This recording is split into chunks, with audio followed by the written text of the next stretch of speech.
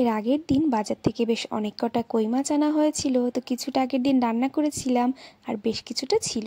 তাই ভাবলাম আজ কই মাছ একটু ভাপা দিই। তো তার জন্য এখানে আদা, কাঁচা লঙ্কা আর গোটা জিরে দিয়ে একটা মশলা কিন্তু আমি বানিয়ে নেব।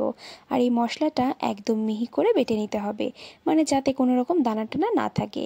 তো তারপর এই পুরো মশলাটা ডাইরেক্ট কড়াইতে নিয়ে নিচ্ছি। আর যেহেতু এই মাছ ভাপাটা আমি হাতে মেখে করব, সেজন্য সমস্ত মশলাপাতি এই যে কড়াইয়ের ভেতরে কিন্তু একবারে দিয়ে দিচ্ছি।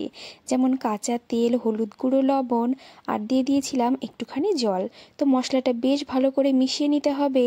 আর এইবারে কিন্তু এক এক করে মাছগুলো না এই যে ঝোলের ভিতরে আমি দিয়ে দিচ্ছি। তো এরকমভাবে আমরা কিন্তু ইলিশ মাছও ভাপা করি, এটা খেতে কিন্তু দারুণ লাগে। আর শুধু ইলিশ মাছ বলবো না, অন্যান্য অনেক মাছই কিন্তু ভাপা করে এইভাবেই খাওয়া হয়। তো তারপর একটা কাঁচা লঙ্কা দিয়ে এই যে ঢাকা দিয়ে কিছুটা সময় রান্না করে নিয়েছি। তো আর কয়েকটা মাছ ছিল, সেজন্য আমি আর একটু মশলা বেটে না ওই মাছগুলো দিয়ে একটু বেশি করে দিয়ে দিয়েছি, যাতে করে আমাদের দুবার হয়ে যায়। তো আপনারা যেটুকু ইচ্ছে সেটুকুই করতে পারেন।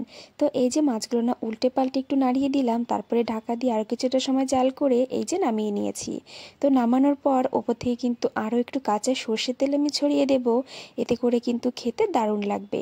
তো এই যে দেখুন, একটুখানি সর্ষের তেল ছড়িয়ে দিয়েছি, আর এখানে কিন্তু আমার মাছ ভাপা একদম রেডি হয়ে গেছে।